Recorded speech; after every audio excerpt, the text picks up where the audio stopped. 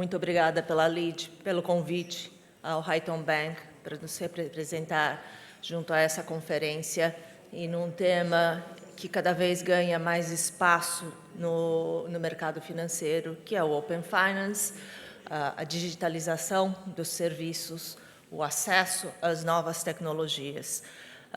Estamos cá, também sou brasileira, já vim cá há 18 anos, vim do mercado financeiro brasileiro para o mercado financeiro português, com acesso a um mercado em que temos 19 países, 5.200 bancos presentes dentro do Eurosistema.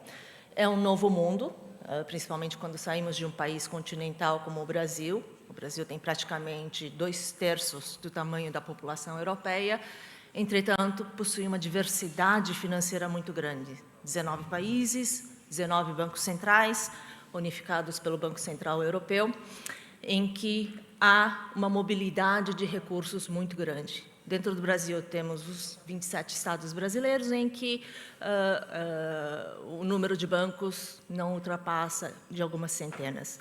Então, isso faz com que haja uma possibilidade dessa integração entre Brasil e Portugal, de se aumentar a variedade, a tecnologia e o acesso aos serviços financeiros.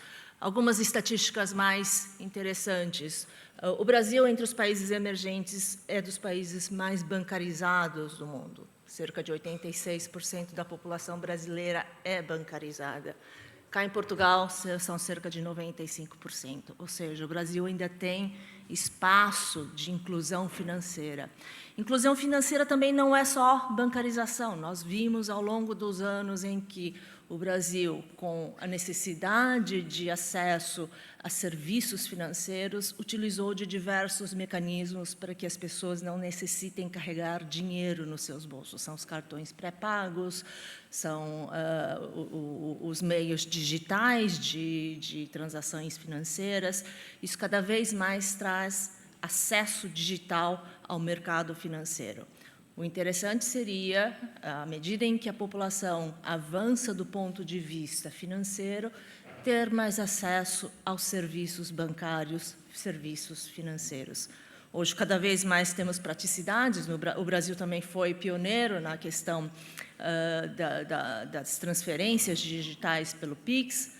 Cá na Europa, temos, em Portugal, o chamado MBWay, cerca de 60% da população utiliza essa plataforma. O próprio Banco de Portugal criou um outro mecanismo semelhante, chamado SPIN. Então, cada vez mais, a digitalização facilita os meios de pagamento. Os meios físicos são custosos, implicam também questões de segurança, em última instância também, até mesmo para os estados, a fim de reduzir a informalidade, acaba por ser um mecanismo importante de controle dos fluxos financeiros na economia. Então, há essa possibilidade de cada vez mais integração financeira e bancária no mundo.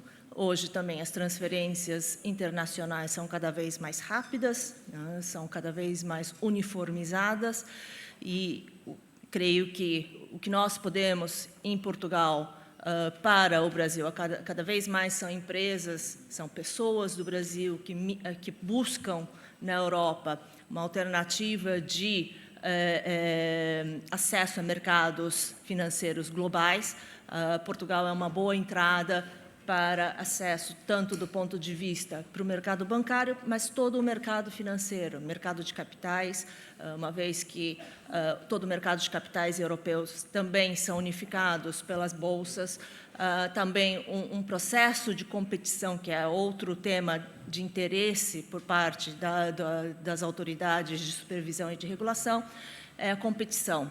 Hoje, por exemplo, é possível um investidor europeu, um depositante europeu, procurar depósitos com melhor remuneração em qualquer país da União Europeia, da União Bancária União Monetária Europeia. Ou seja, de Portugal eu posso investir num banco, seja na Itália, seja na Alemanha, seja na Áustria, eu consigo ver quanto que os bancos andam a pagar de taxas de depósitos ou os produtos financeiros oferecidos. Cada vez mais esse tipo de acesso acaba por ser disponível, dá ao depositante, ao investidor, oportunidades diversas de diversificação, inclusive, no caso dos depósitos, como houve em praticamente todos os países ao longo das crises financeiras, as garantias em relação a um valor mínimo dos depósitos bancários. Então, como ocorre no Brasil, há o seguro em relação a um valor mínimo dos depósitos e há essa competição entre os bancos, que é um fator interessante que pode também ser replicado no caso brasileiro e todos os outros produtos financeiros que são oferecidos aos depositantes. E também a ampliação daquilo que é serviço financeiro. Quando se fala que o Brasil tem cerca de 86% da população bancarizada, isso pode ser ampliado, logicamente que há uma restrição do ponto de vista de renda. Em média, a renda per capita no Brasil é de cerca de US$ 10.000, comparativamente aos 42, 43 mil dólares da população da zona euro e cerca de 30 mil dólares da população portuguesa, ou seja, ainda há um espaço muito grande de convergência da renda média do brasileiro e de acesso da população à bancarização. No caso português também, de modo a ampliar acima desses 95% da população com acesso aos produtos bancários, houve também a criação de uma categoria de serviços mínimos bancários, ou seja, abre-se uma conta bancária, uma conta depósito, em que há um número mínimo de serviços, de transferências, de pagamentos e com uma tarifa que é extremamente reduzida, são menos de 6 euros anuais de tarifas. Isso faz também com que haja incentivos para que a população migre para os serviços bancários e dali também com todos os serviços digitais inclusos, haja também a possibilidade, da medida em que há uma melhora da renda, essas pessoas passem a utilizar mais serviços bancários.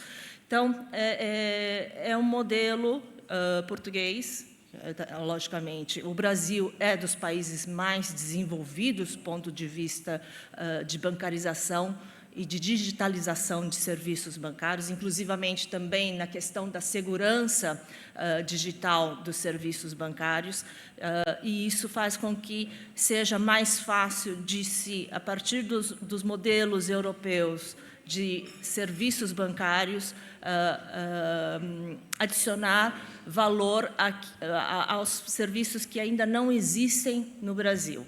Então, eu creio que, na medida em que as instituições brasileiras venham para cá e façam as trocas de informações, as trocas de experiências dos consumidores, os fatores de potencial de ganho e também aquilo que pode ser risco de atividade, eu creio que essa colaboração entre Brasil e Portugal possa trazer ganhos bastante interessantes, ainda mais no momento em que a indústria de digitalização e de acessos digitais a novos produtos se torna cada vez mais intenso.